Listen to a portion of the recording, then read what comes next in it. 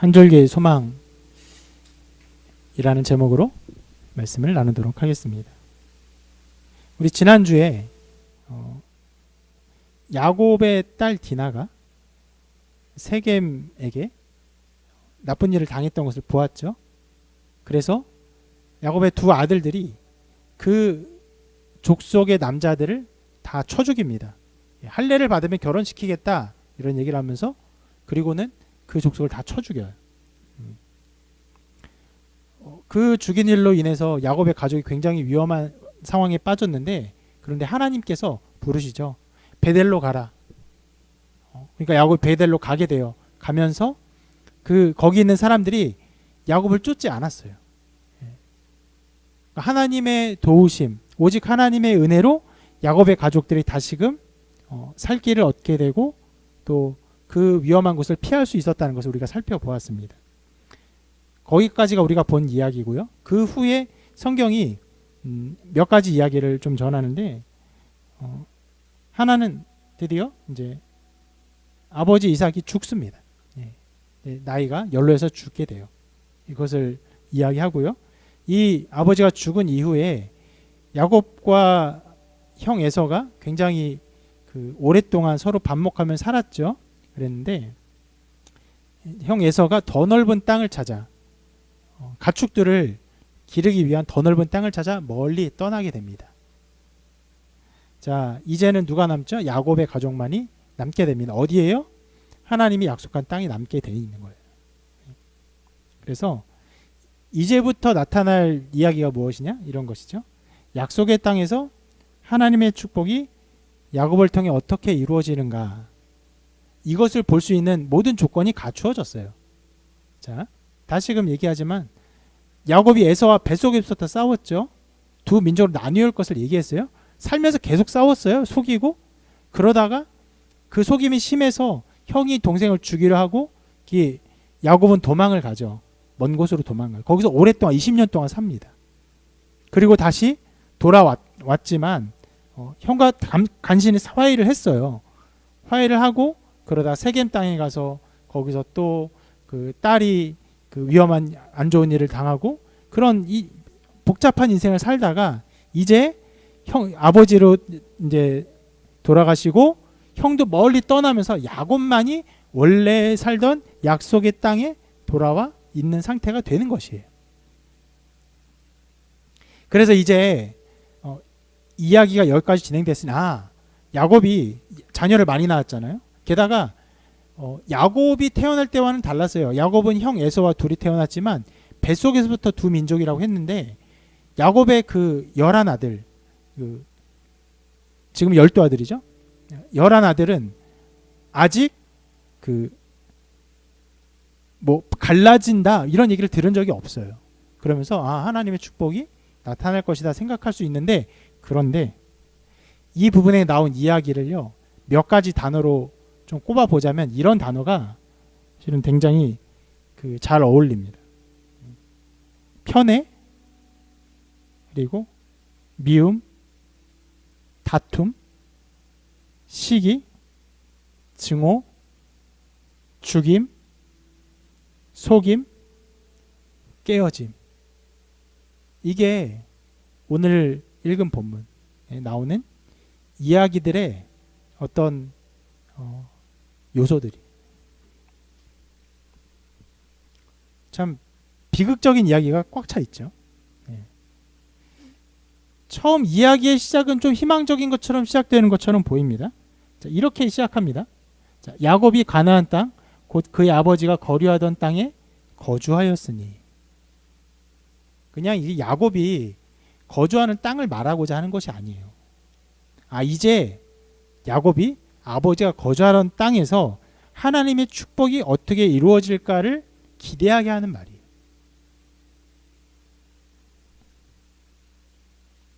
그런데 이런 기대가 1절에 나왔지만 곧장 2절에서 이 기대가 무너지는 이야기가 나오는데 이렇게 말합니다.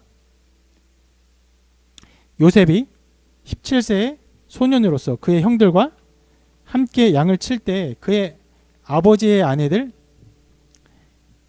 빌하와 실바의 아들들과 더불어 함께 있었더니 그가 그들의 잘못을 아버지에게 말하더라. 네.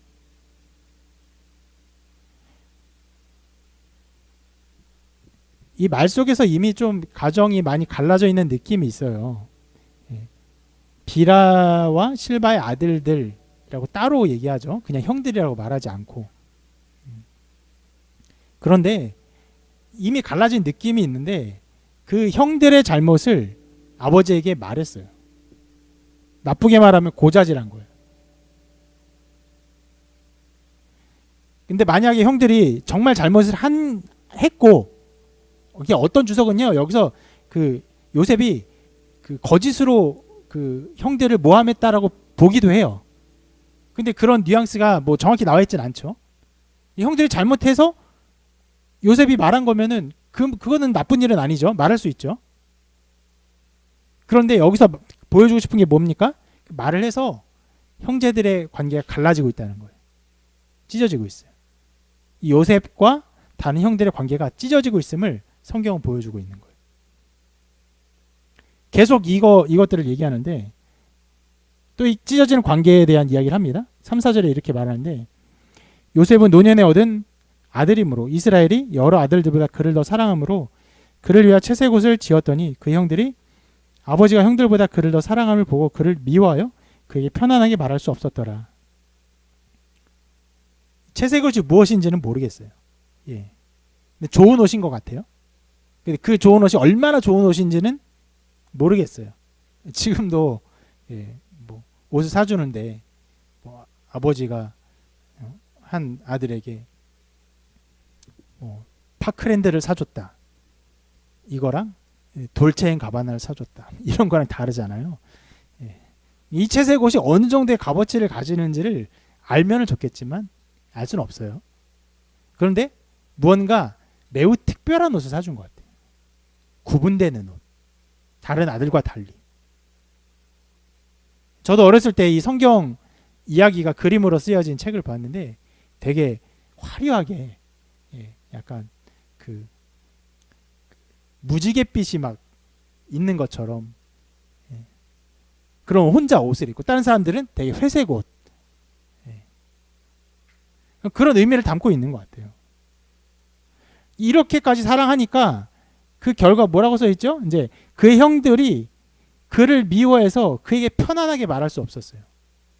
그러니까 미워하는 마음이 크니까 말하는 게 다 불편해진 거예요. 어떤 상태냐면 모든 일이 다 밉상으로 보이는 거예요. 물론 이거는 좀 과장일 수 있겠지만 밥만 먹어도 미웠을지도 몰라요. 고기를 같이 먹으면 아니 왜 요셉은 저걸 먹어? 쟤 혼자 왜 치킨 닭다리를 먼저 먹어? 이런 것처럼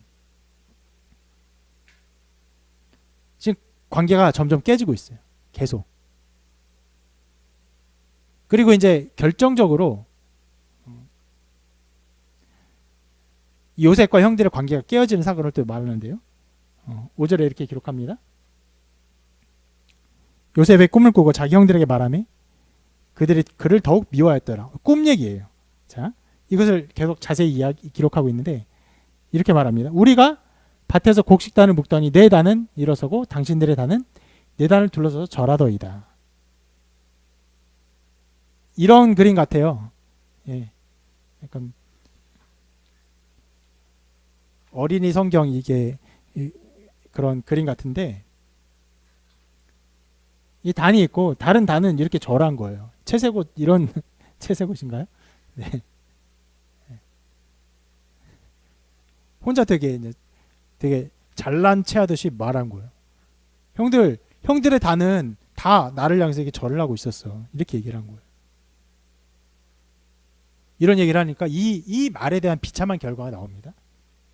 그 형들이 그에게 이르되 내가 참으로 우리의 왕이 되겠느냐 참으로 우리를 다스리게 되겠느냐 하고 그의 꿈과 그의 말로 말미암아 그를 더욱 미워하더니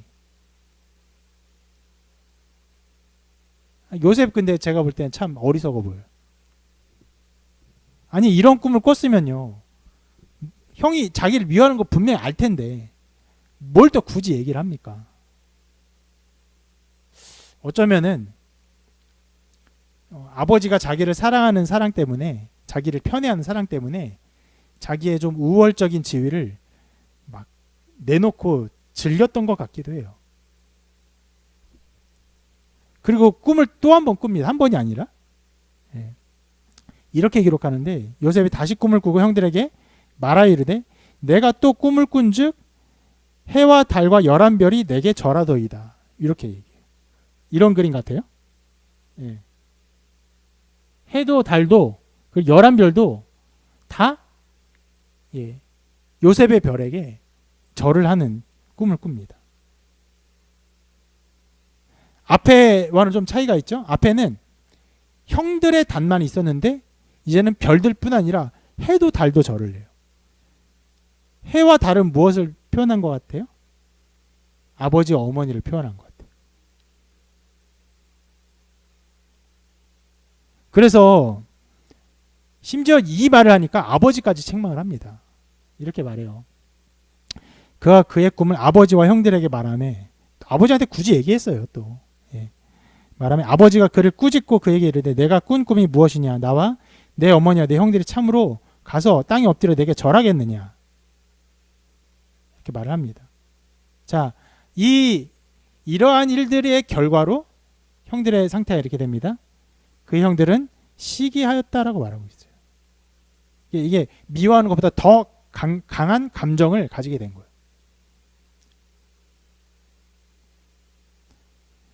그리고 여기서 야곱도 한 가지 반응이 나와요. 아버지 야곱도 형들하고 좀 다르게 이런 반응을 하는데 말합니다. 그 말을 간직해 두었더라. 이게 혼을 내긴 냈는데 무언가 두 번이나 꿈을 꾸고 좀 특별한 꿈을 꾼 것 같으니까 그 마음속에 이 말을 간직해 두었어요.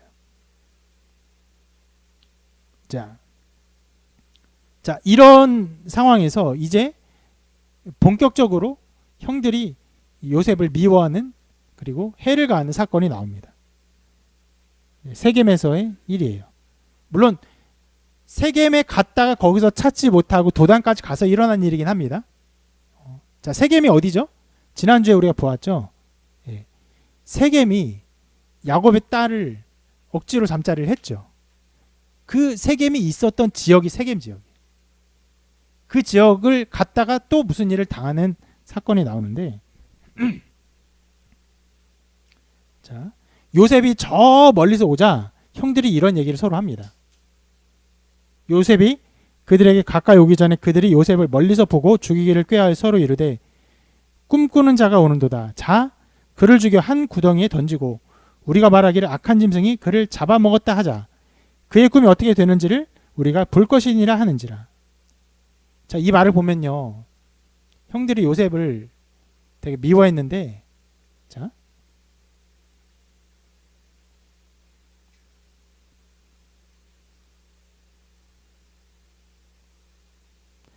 꿈꾸는 자가 오는도다라고 말하고 있어요. 일부러. 그 꿈 때문에 지금 요셉을 굉장히 미워한 거예요. 그리고 죽이기를 원했어요. 죽여서 자, 진짜 그럼 그 꿈이 어떻게 되는지 한번 보자. 꿈이 정말 미웠던 거예요. 그 꿈에 대해서 분노했기에 이제 죽이기까지 하게 된 것이. 그리고는 죽이고 나서 뭐라고요? 짐승이 그를 잡아먹었다고 거짓말하자. 이런 계획을 짭니다. 그런데 이 일에 대해서 르우벤 맏형이거든요. 맏형이 중재자로 나타납니다. 그래서 이런 애를 내놓아요. 피를 흘리지 말라. 그를 광야 그 구덩이에 던지고 손을 그에게 대지 말라. 자, 그 구덩이라고 하는 거 보니까 자기들이 생각한 구덩이가 있는 것 같아요. 이미. 야, 우리가 계획한 그 구덩이에 던지기만 하고 피를 흘리지 말자. 말아라. 명령해요.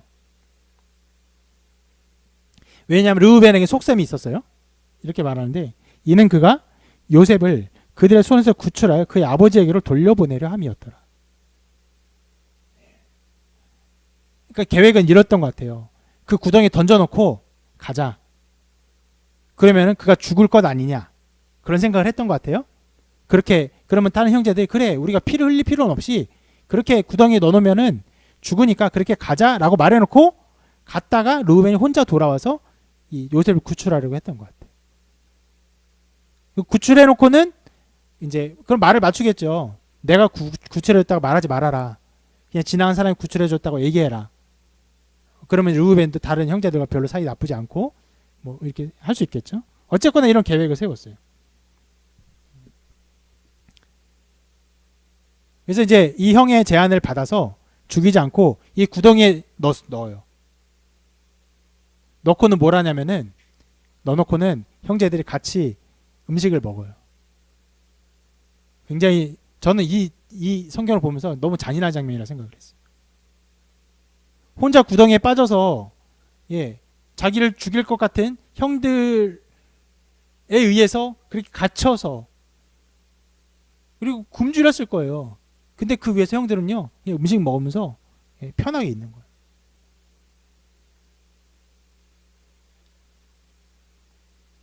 특히 이때는 좀 그런 것이 많이 나오지 않았지만 성경에서는 식사 장면을 굉장히 그 영적인 수준을 함께 향유하는 그 공동체로 인식을 하거든요. 같이 밥을 먹으면 같은 영적인 그 수준을 갖게 되는 그 공동체가 되는 거예요. 근데 여기서 이제 빠뜨려 놓고 형제들끼리 그렇게 밥을 먹고 있는 장면이 잔인한 장면을 생각을 합니다. 어쨌거나 요셉의 생명은 그 살아 있고 나중에 르우벤을 구출해 주면 되는 것 같은 상황이 되었어요. 그런데 갑자기 또 하나 일이 생깁니다. 한 무리의 사람들이 나타났어요. 누구냐면은 미디안 사람인데 그 낙타에다가 향품과 유향과 몰약, 그러니까 물건들을 가득 싣고는 물건을 팔러 왔다 갔다 하는 무역 상인들이었던 것 같아요. 그걸 보니까 유다가 한 가지 꾀를 냅니다. 이런 얘기를 해요. 우리가 우리 동생을 죽이고 그의 피를 덮어둔들 무엇이 유익할까? 자, 그를 이스마엘 사람들에게 팔고 그에게 우리 손을 대지 말자. 그는 우리의 동생이요 우리의 혈육이니라. 나름대로 한 가지 꾀를 낸 거예요. 어떻게 보면요, 이 유다의 말을 보면은 형제들이 지금 이 장면에서는 르우벤은 없습니다. 르우벤 자리를 피한 상태예요. 여전히 그 요셉을 죽이고 싶어 했던 것 같아요. 그러니까 우리 동생을 죽일 필요가 무엇이 있겠느냐라고 말을 해요. 그럼 죽이지 말고 그리고 팔자. 팔면 이제 요셉도 이제 멀리 가고 없어지는 거고 그리고 돈도 얻잖아요. 여러 면에서 이렇게 자기들에게 유익이 될 것 같은 이런 제안을 합니다. 그래서 은 20에 요셉을 팔아 넘깁니다. 그리고 잠깐 자리를 비웠던 르우벤이 돌아와서 자기의 계획대로 요셉을 구출해야 되는데 요셉이 없으니까 막 통곡해 울면서. 그런 상황에서 형제들은요, 그 요셉이 입었던 그 채색 옷, 아주 특징적인 옷이죠. 채색 옷에다가 그 염소의 피를 막 묻혀요. 그리고는 아버지한테 가서 이렇게 이야기를 합니다. 우리가 이것을 발견하였으니 아버지 아들의 옷인가 보소서. 자, 아버지를 속이려는 말인데 이 말에 저는 굉장히 여러 가지 감정들이 담겨 있다고 생각을 해요. 채색 옷이 요셉의 것인 줄 몰랐을까요, 형들이요? 누가 봐도 채색 옷은 요셉의 것인 줄 알았을 거예요. 처음부터 채색 옷을 입혔다고 따로 성경에 기록하고 있어요. 눈에 띄는 옷이. 근데 이게 굳이 요셉의 것인지 맞는지를 물어보고 있고 모르는 것처럼. 게다가 또 뭐라고 표현합니까? 요셉이라고 말 안 하고 아버지의 아들이라고 말해요. 물론 어머니가 다른 부분이 있습니다. 그럼에도 불구하고 굉장히 잔인하게 말을 하고 있죠. 만약에 우리가 형제가 우리들 중에서 형제가 만약 이런 사건을 당했으면은 옷이 막 피에 묻어 있어요. 그럼 막 가서 아버지 이거 우리 형 옷 같은데 어떻게 됐을까요? 막 이래 짐승이 물러간 것 같아요. 아버지 어떻게 해요? 이렇게 말했을 거예요. 전혀 모르는 것처럼 아버지 이거 발견했는데 이거 아버지 아들 옷 맞아요? 이렇게 물어보고 굉장히 제3자로 취급하고 냉담하게 말을 하고 모른 척하고 모르겠어요. 이 일에 대해서 야곱이 이제 큰 충격을 받게 되는데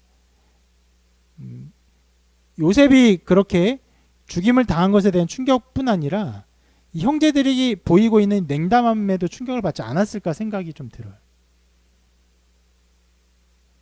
하여튼 야곱은 이렇게 말을 합니다. 이런 상태를 보여줘 성경이. 자기 옷을 찢고 굵은 배로 허리를 묶고 오래도록 그의 아들을 위하여 애통하니 그의 모든 자녀가 위로하되 그가 그 위로를 받지 아니하여 이르되 내가 슬퍼하며 수월로 내려가 아들에게로 가리라 하고 그의 아버지가 그를 위하여 울었더라.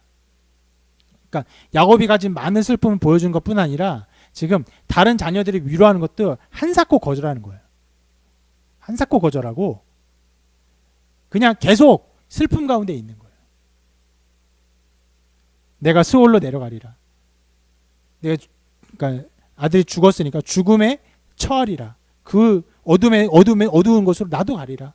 라고 하면서 그렇게 슬픈 감정과 어떤 기색을 가지고 인생을 살게 된 것이죠.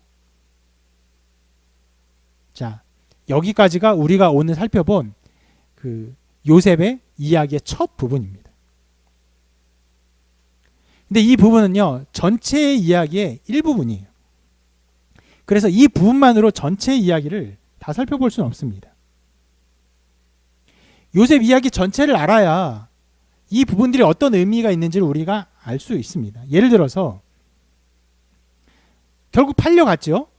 팔려갔지만 이것은 비극이 아니에요. 후일에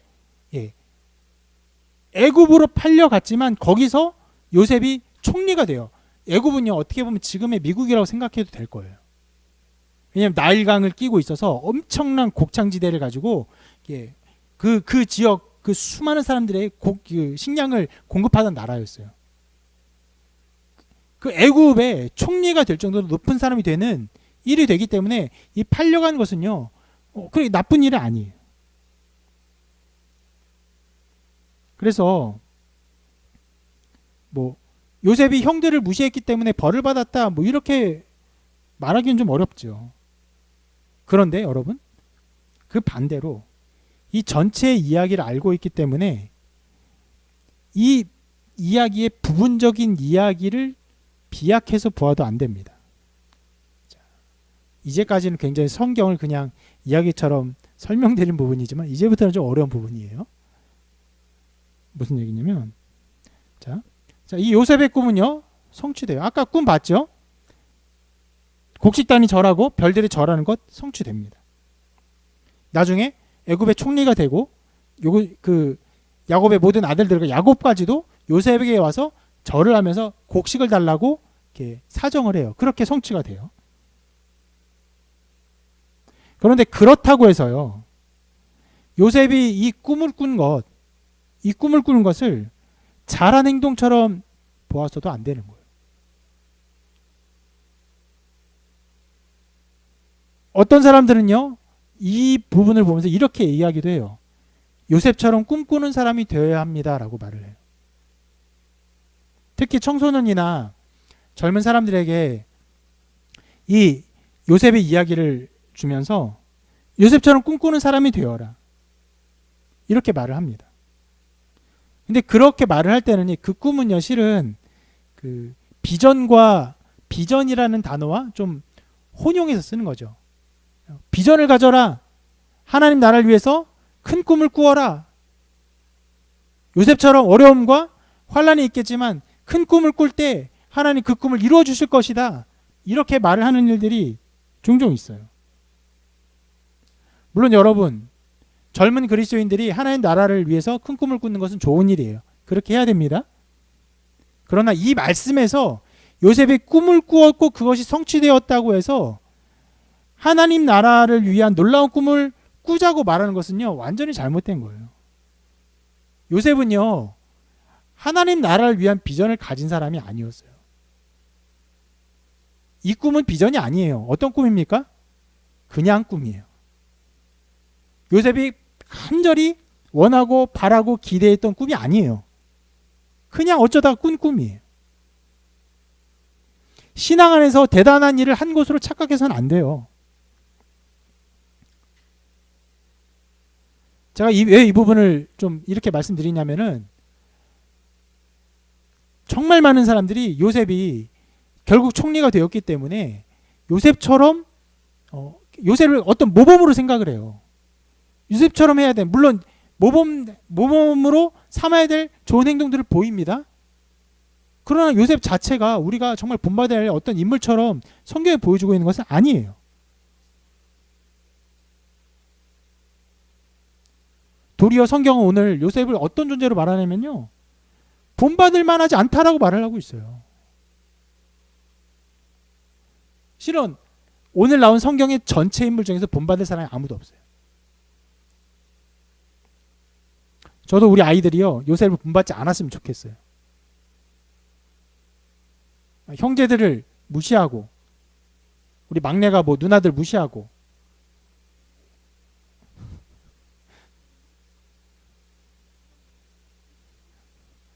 누나가, 언니가, 동생들 무시하고, 그런 사람이 되지 않았으면 좋겠어요. 아나무인격으로 행동하고. 지금 뭐 아이들이 자라면서 좀 투닥거리는 게 있지만 그래도 사이좋게 잘 살고 있어요. 그렇게 정말 끝까지 잘 살았으면 좋겠다는 마음이 더 커요. 이렇게 미워하고 죽이려 하고 그 미움이 커져서 시기하고 이런 관계가 되기를 원하지 않습니다.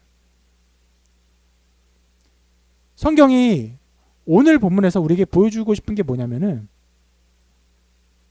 야곱의 가정이 어떻게 깨어지고 있는가를 보여주고 있어요. 보면요, 처음부터 요셉이 형들의 잘못을 아버지에게 말했다고 말하고 있어요. 그리고 야곱은요, 편애했어요. 요셉을 심하게 편애했어요. 그래서 다른 형제들이 요셉을 더 미워했어요. 요셉은 또 2번이나 꿈을 꿨는데 그걸 굳이 이야기했어요. 미움받고 있는데 또 미움받고 더 미움받았어요. 그리고 형들은 어떻게 합니까? 형들은 결국 요셉을 죽이기로 작정을 하고 그걸 실행에 옮겼어요.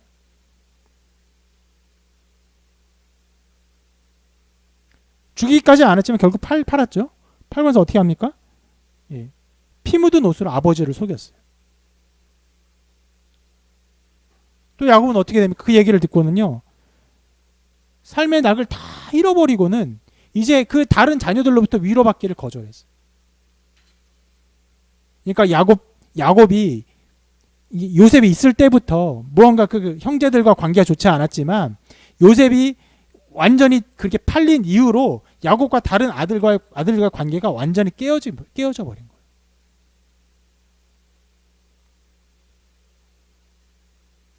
여러분, 이런 가정을 이루고 싶습니까? 이런 요셉이 여러분의 자녀가 되었으면 좋겠어요? 심지어 여러분, 이 상황은요, 이삭과, 그러니까 할아버지죠, 요셉으로 볼 때는 이삭과 야곱 사이에 나타난 잘못을요 똑같이 반복하고 심지어 그게 더 확대되고 있음을 보여주고 있어요. 어떤 잘못이에요? 편애하는 것, 형제들이 서로 미워하는 것, 그리고 옷을 가지고 아버지를 속이는 것, 똑같이 반복돼요. 이삭도요, 야곱보다 에서를 더 사랑했어요. 어머니는 야곱을 더 사랑했죠. 그리고 야곱과 에서는요, 서로 미워하고 서로 속였어요. 평생 속이며 싸우며 살았어요. 그리고 야곱은요, 형처럼 옷을 입고 가서 아버지로부터 받을 장자의 축복을 뺏었죠. 그 일이 똑같이 나타나는 거예요. 근데 똑같이 나타날 뿐 아니라 확대됐는데, 자, 그냥 편애했다고 야곱은 그냥 그 이삭은 야곱과 에서를 그렇게 편애했지만 이 야곱은요 어떻게까지 했어요? 채색 옷까지 줬어요. 마음만이 아예 그냥 구분지었어요. 사람을 복장으로. 그리고 미워하는 것은요 어떻게까지 됐습니까? 주기로 했어요. 그리고 결국 팔았어요. 이 형제들의 이 다툼에 비하면 아버지 야곱과 에서의 다툼은 애들 장난 같은 거예요. 어떻게 보면 야곱과 에서를 잘 보면요 어떻게 보면 한 번도 제대로 싸우지 않아요.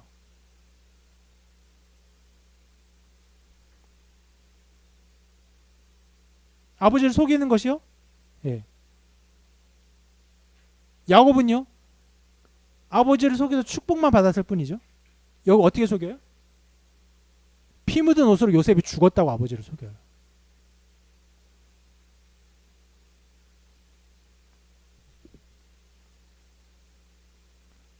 성경이 보여주는 것들 이런 것들이.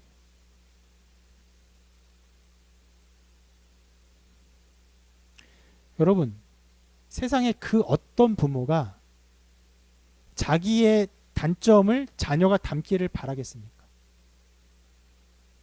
세상에 그 어떤 부모가 자기가 가지고 있는 삶의 어려움들을 자녀가 똑같이 반복하기를 바라겠습니까? 그런데 그 비극이 여기서 엄청나게 나타나고 있어요. 야곱의 했던 잘못, 야곱의 했던 단점들 그대로 아니 더 확대되고 있어요. 부모님들 절대 자기 닮기를 바라지 않아요. 그래서 자주 그러죠. 수주정뱅이 아버지가 아들을 엄청 패요. 술 먹지 말라고. 올바른 사람 되라고 술 먹고 패요. 어떻게 됩니까? 아들이 또 술 먹고 자기 자녀 패죠. 그런 비극이 이 가정에서 더 깊고 강력하게 나타나고 있어요. 이거는요 어떤 면에서 비극이에요. 저는 닮고 싶은 가정이 아니에요. 절망적인 가정의 모습을 보여주고 있어요. 그런데 이 비극의 완전한 이 비극적인 상황에서 인간의 노력이나 도덕적인 성품 이런 것과 전혀 상관없는 일이 딱 한 가지가 기록되어 있어요. 이 37장에서 무엇입니까? 바로 야곱의 잘못 기록했죠. 요셉의 꿈이죠. 야곱의 꿈이 아니죠. 요셉의 꿈입니다. 설교자도 계속 말하면 헷갈려요. 요셉의 이 꿈만은요 그냥 주어졌어요. 여러분 요셉이 이 꿈을 꾸고 싶어서 꿨습니까? 아니요.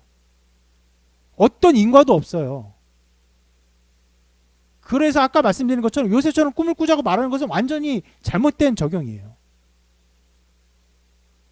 이게 뭘 보여주냐면은 이 야곱의 아들들 이 가정에 아까 말씀드린 것처럼 잘못과 비극과 절망적인 것이 다시금 꽉 차고 들어차서 소망 없는 모습이 더욱 들어찼고 거기서 요셉이 쫓겨나고 팔리게 되는 비극이 일어났지만 그 가운데서도 하나님의 계획, 이 가정을 위한 하나님의 축복의 계획은 멈춰지지 않고 하나님은 이 가정을 위한 하나님의 계획을 이루기 위한 뜻을 베풀고 계심을 여전히 베풀고 계심을 보여주고 있는 것이.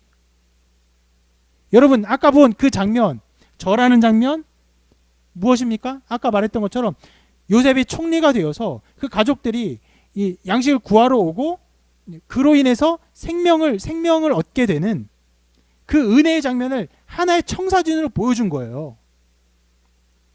하나님은요 이 가족들이 다 절망 가운데 빠져 있고 죄 가운데 빠져 있지만 하나님 이 가정을 잊지 않고 계신 거예요.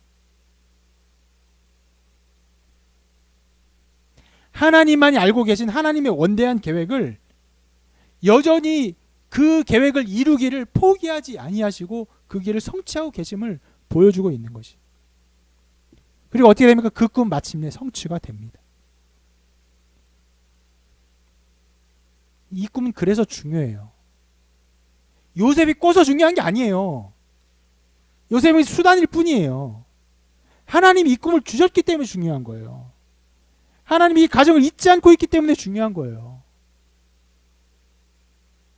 개인의 면면을 볼 때는요, 닮고 싶은 사람이 없어요. 절망적이에요. 소망이 없어요.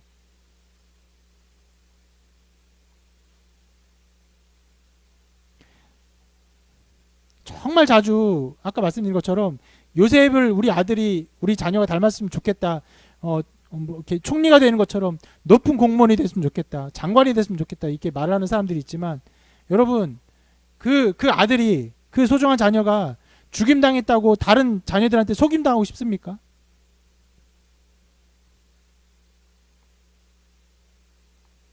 굉장히 비극적인 이야기지만 하나님은 이 가정을 통치하고 하나님의 언약을 이루시기를 잊지 않고 계심을 보여주고 있는 것이.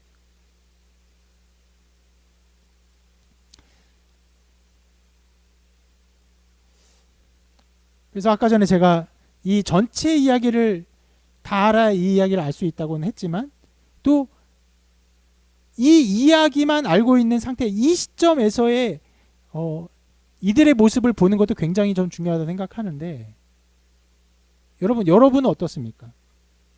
여러분 요셉의 이야기를 다 읽고 그 끝을 알고 있는 것처럼 여러분의 인생의 끝을 여러분 알고 있습니까? 모르죠. 몰라요. 그래서 여기까지 읽은 모습이 도리어 우리의 모습을 잘 보여주는 것 같아요. 잘못이 반복되고 있고 연약함이 더 확대되고 있고 미움, 시기, 다툼, 질투, 죽임, 속임 이런 나쁜 것들이 내 삶에 여러 모양으로 막 나타나 있어요. 이게 사그라들지 않은 것 같아요.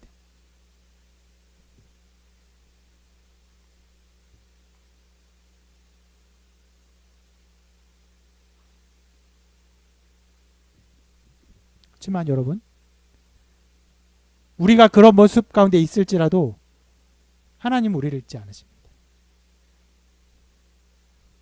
야곱의 아들들이 그런 그 모양 그 꼴로 있을지라도 하나님이 그 언약을 잊지 아니하시고 이 꿈을 보여주신 것처럼 하나님은 하나님의 계획을 이루어 가세요. 그 사람이 어떠할지라도 하나님의 백성 그의 백성을 향한 하나님의 계획을 절대로 포기하지 아니하세요. 그래서 이들에게 그 언약을 잊지 아니하시는 하나님으로 보여준 것이 바로 단 하나의 이 꿈이에요.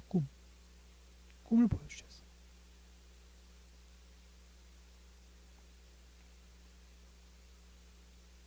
여러분은 이런 꿈이 있습니까? 하나님이 여러분을 잊지 않았다라는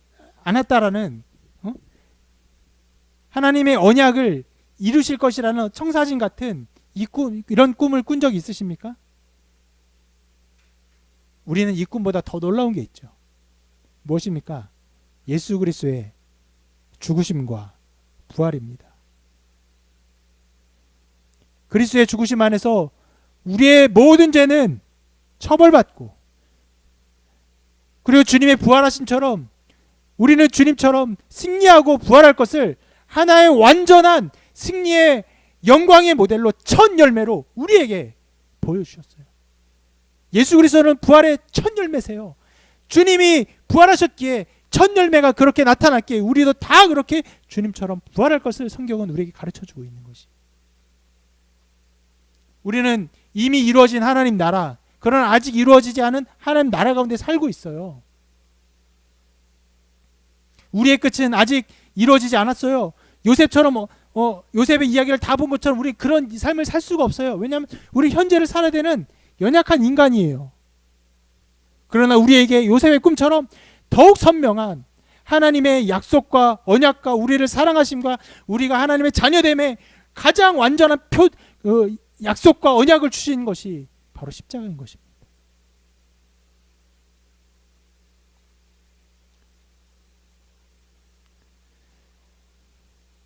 이후에 우리가 살펴보겠지만 요셉이 얼마나 이 꿈을 바라보며 살았는지는 모르겠어요. 그걸 구체적으로 말하진 않고 있어요. 그러나 우리는 우리에게 주신 이 확실한 언약을 바라보며 살 수 있죠. 예수님의 죽으심과 부활. 성경 그것을 분명히 얘기해 주고 있어요. 첫 열매로 우리의 맏형으로 주님이 우리에게 오셨다는 것을 보여주고 있어요. 하나님이 우리에게 오사 우리 같은 인간이 되사 우리의 모든 죄와 허물을 입으시고 그리고 죽으시고 그리고 부활하심으로. 그래서 우리는요 이 예수 그리스도의 십자가의 죽으심과 부활을 더욱 붙들며 우리 삶에 여러 가지 죄악과 악과 연약함과 부족한 것들이 가득 채워서 때로 낙망하고 절망하고 넘어질 때로 나한테 실망할지라도 나한테 실망할 수밖에 없어요. 여러분 이야기를 자세히 보면요 야곱, 요셉, 형제들 다 실망할 사람들밖에 없어요. 내 자신은 더 그래요. 우리 자신의 모습을 보면 볼수록 더 실망할 수밖에 없어요.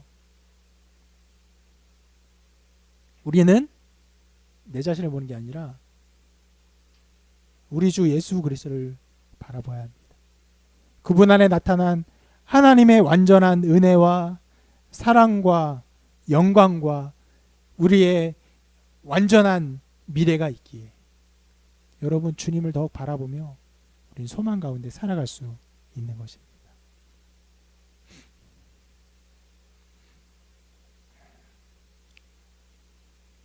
오늘 설교 제목이 한 줄기 소망이에요. 30장 전체에서 다 어두움밖에 없지만 이 꿈, 하나님이 이루어줄 이 청사진 같은 꿈이 한 줄기 소망이었다면 여러분 우리에게 이 한 줄기 빛과 같은 소망은 누굽니까? 예수 그리스도십니다. 이건 연약하지 않아요. 찬란하게 빛나요. 이 태양보다 더 가득 빛나는 하나님의 영광이 가득한 곳이에요. 우리 주님을 바라보며 우리는 낭만과 절망에서 넘어지지 않을 수 있어요. 소망할 수 있습니다. 여러분 오직 주님만 바라보시면서 우리 삶에 실망할 것들이 많이 있을지라도 하나님의 약속과 하나님 인도하심을 바라보며 주님 덕 사랑하고 하나님 덕 사랑하는 믿음의 삶을 사시기를 주님의 이름으로 축원합니다.